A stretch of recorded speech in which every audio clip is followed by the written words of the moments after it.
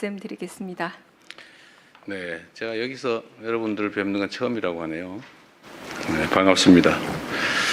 원래 비행기에서 하려고 그러다가 비행기에서 하면 여러분들 잠자다 잠을 못 자고 깬다고 그래서 할 수 없이 끝나고 난 다음에 오늘 하게 됐습니다. 한번 웃어줄 만도 한데 절대 안 웃어주네요. 네, 반갑습니다.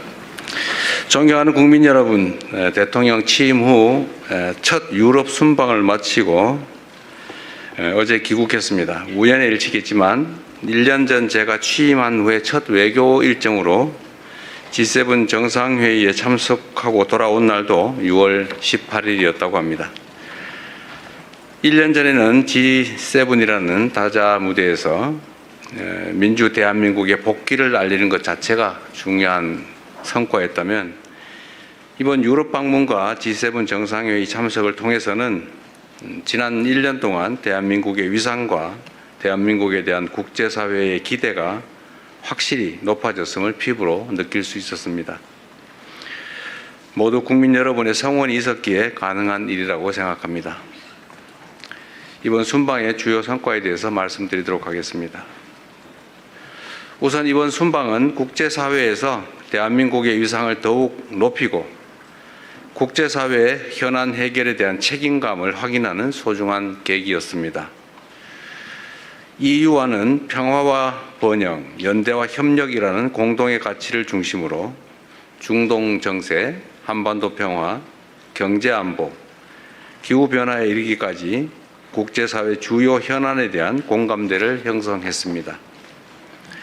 G7 정상회의에 2년 연속 초청받아 참석해서 우리나라의 국제적 위상과 역할에 대한 국제사회의 신뢰와 기대를 확인할 수 있었습니다. G7 회원국과 초청국이 참석한 2개의 확대 세션과 업무 오찬에서는 새로운 파트너십 구축과 국제연대 재건, 글로벌 불균형 해소와 공급망 안정, 안전하고 신속하며 효율적인 인공지능 도입 보장 방안에 이르기까지 글로벌 현안 해결을 위한 대한민국의 입장을 적극 개진하였습니다. 이 자리에서 저는 글로벌 경제 불균형 문제 해결을 위한 연대와 대화의 중요성을 강조하고 인공지능 등 다양한 분야에서 혁신을 촉진하되 안정성과 투명성, 책임성을 함께 확보해야 된다는 점을 지적하였습니다. 또한 중동 위기가 종식될 것으로 기대되는 만큼 향후 글로벌 에너지 공급망 강화를 위한 체계적인 해법도 함께 모색해 나가자고 제안하였습니다. 정부는 앞으로 글로벌 에너지 공급망 강화와 아태 지역 내 에너지 수입국 간의 협력 강화 시스템 구축을 통해서 우리 국익에 부합하는 국제 협력 질서를 주도적으로 추진해 나갈 계획입니다.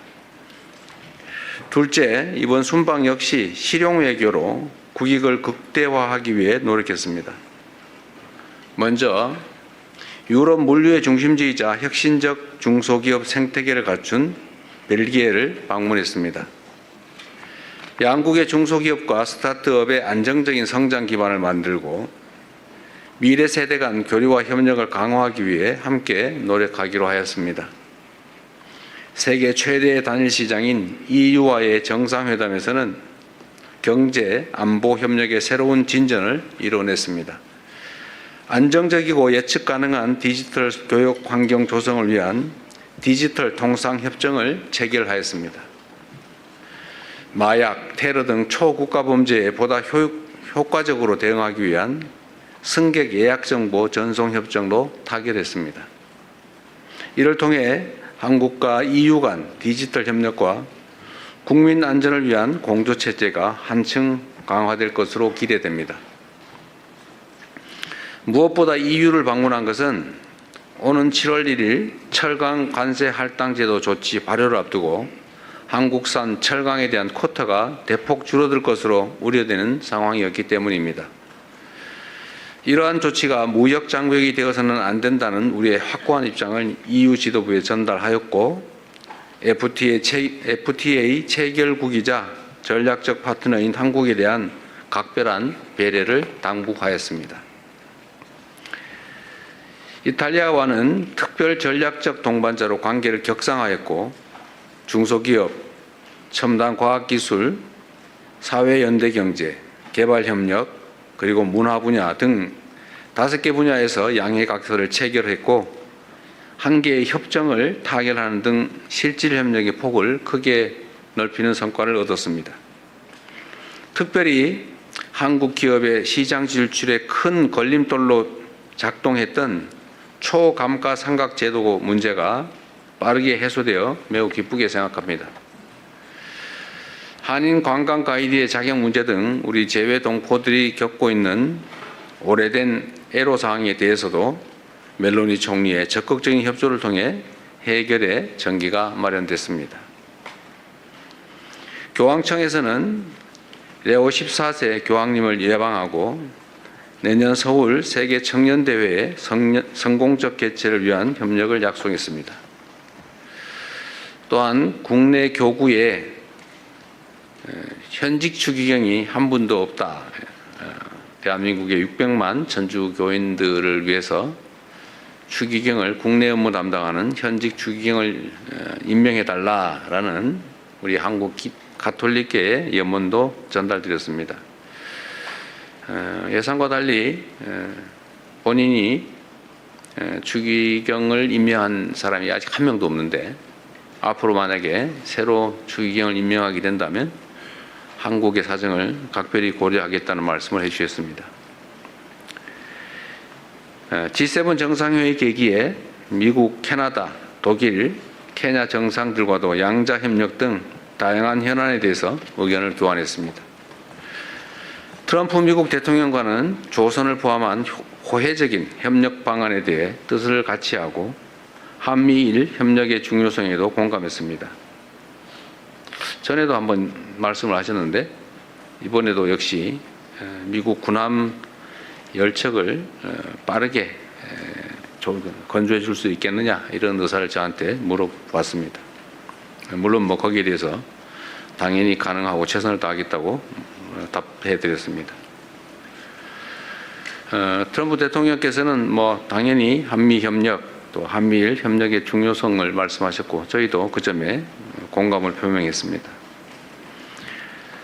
카니 캐나다 총리와의 양자 회담을 통해 원유, LNG, 핵심 광물 등을 포함한 안정적 에너지 공급망 구축을 위해 호혜적인 협력을 확대해 나가기로 하였습니다. 이와 함께 캐나다의 방산 역량 강화 과정에 우리가 적극 협력해 나갈 준비가 되어 있다는 점도 강조하였습니다. 메리츠 독일 총리와의 회담에서는 방위산업 분야에서 양국이 서로의 강점을 결합한 호혜적인 협력 모델을 모색해 나가자는데 함께 뜻을 모았습니다. 메르츠 총리도 이에 적극 공감했고 양국 간의 협력 가능성을 더욱 확대해 나가자는 의지를 밝혀주셨습니다. 또한 올해 10월 한국에서 개최되는 아시아 태평양 비즈니스 회의를 계기로 메르츠 총리의 방안을 추진하고 경제, 산업, 투자 분야 협력을 한층 심화해 나가기로 하였습니다. 그리고 우리의 중요한 동아프리카 협력 파트너인 루토 케냐 대통령과의 회담에서는 한국이 케냐의 국가 발전과 공동 성장 과정에서 신뢰할 수 있는 동반자가 되겠다는 뜻을 전달했습니다. 아울러 우리 기업들의 케냐 진출과 경제 활동에 대한 관심과 지원을 요청드렸고 양국 간의 교육과 투자, 인적 교류가 확대되고 있는 만큼 캐나다에 체류하거나 방문하는 우리 국민들의 안전과 권익 보호를 위한 협력도 더욱 강화해 나가기로 하였습니다. 세 번째, 주요 지도자들과 함께 한반도 평화 정착에 대한 깊이 있는 논의를 나누었습니다. 교황청에서 열린 평화와 연대를 위한 특별미사에 참석하여 한반도 평화에 대한 우리 정부의 의지와 구상을 상세히 설명하였습니다. 6.15 남북 공동선언이 한반도에 남긴 화해와 협력의 정신, 평화를 향한 희망의 불씨가 여전히 살아있으며 앞으로도 계속 이어져야 한다는 점을 재삼 강조하였습니다. 또한 레오 14세 교황께 내년 서울에서 개최되는 세계 청년 대회를 계기로 방한을 요청드렸습니다. 그리고 방한의 계기에 DMZ 방문을 포함해서 가급적이면 북한 방문도 추진해 주시도록 요청드렸습니다. 교황께서도 적극적으로 고려하고 추진해 보겠다는 말씀을 하셨습니다. 트럼프 미국 대통령과는 공식 만찬을 비롯해서 여러 계기에 만나 허심탄회하고 매우 깊이 있는 대화를 나눌 수 있었습니다. 특히 마크롱 프랑스 대통령이 일부러 만찬 자리에 트럼프 대통령과 저 이렇게 자리를 붙여주셨다고 저한테 말씀하셨습니다. 얘기할 거리가 많을 것 같아서 일부러 그랬다고 저한테 생색도 내셨는데 이 자리를 빌어 감사드립니다. 실제로 아주 오랜 시간 한반도 문제를 포함해서 한미 관계에 대해서 깊이 있는 또 서로 이해를 깊이 하는 그런 논의가 가능했습니다. 저는 트럼프 대통령의 중동 지역 내 평화 정착과 이란 핵 문제 해결을 위한 노력에 지지를 표명했고 한반도의 긴장 완화와 지속 가능한 평화 정착을 위해 역할을 해 주실 것도 다시 한번 당부드렸습니다. 트럼프 대통령 역시 한반도 문제에 깊은 관심을 갖고 있음을 재차 확인해 주었습니다. 특히 한반도 평화가 동북아시아는 물론 세계 평화와 안정에도 중요한 의미를 갖는다는 데 공감하고 앞으로도 관련 사안에 대한 긴밀한 소통 또 건설적인 기여를 함께 모색해 나가기로 했습니다. 마지막으로 해외 동포 여러분들과 함께한 시간에 대해서 짧게 말씀드리겠습니다. 먼저 벨기에에서는 한국 해외 입양 동포분들이 매우 많기 때문에 그분들로부터 오랜 시간 가슴에 품고 살아오신 여러 이야기를 들을 수 있었습니다. 타국에서 겪어야 했던 외로움, 또 입양에 따른 정체성에 대한 고민, 또 친생 가족을 찾고자 하는 간절한 바람과 노력을 접하면서 대한민국 대통령으로서 참으로 만감이 교차하고 많은 책임감을 느꼈습니다. 입양 동포 여러분의 현안을 더욱 세심하게 살펴야 되겠다는 다짐을 했습니다. 약 20만 명에 가까운 우리의 아이들이 어려운 시기 여러 가지 경로를 거쳐 해외에 입양됐는데 그 입양 과정은 물론이고 그 후 해외 성장 과정 그리고 현재 해외 생활에서 많은 애환들이 있었습니다. 앞으로 더 실질적인 입양 동포 지원 방안을 마련해 나가야겠다는 다짐을 했고 또 그 말씀을 그분들에게 전했습니다. 재외동포청을 비롯한 외교부 등에 필요한 조치를 검토하도록 지시했습니다. 존경하는 국민 여러분 그리고 언론인 여러분, 정부 출범 2년차를 맞는 지금은 대한민국의 대전환과 대도약을 본격적으로 이끌어내야 할 매우 중요한 시기입니다. 변화하는 국제 질서 속에서 국익을 최우선에 두는 실용 외교를 적극 추진하고 경제, 안보, 기술, 문화를 비롯한 전 분야에서 대한민국의 새로운 성장 동력을 확보해 나가도록 하겠습니다.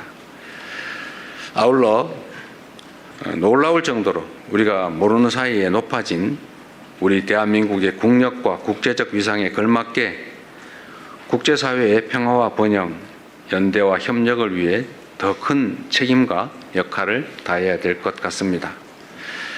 이번 순방을 통해 세계 각국의 지도자들과 폭넓게 소통하며 국익을 위한 의미 있는 성과를 나름 많이 만들어냈습니다. 순방의 성과가 우리 국민 여러분의 삶과 대한민국의 미래의 실질적인 결실로 이어질 수 있도록 최선을 다하겠습니다. 순방 기간 동안에 보내주신 우리 국민 여러분의 관심과 성원에 감사드립니다. 보내주신 기대와 신뢰에 더 큰 성과로 보답할 수 있도록 더욱 낮은 자세로 더 큰 책임감으로 국정을 수행해 나가겠다는 약속의 말씀을 드립니다. 감사합니다. 네.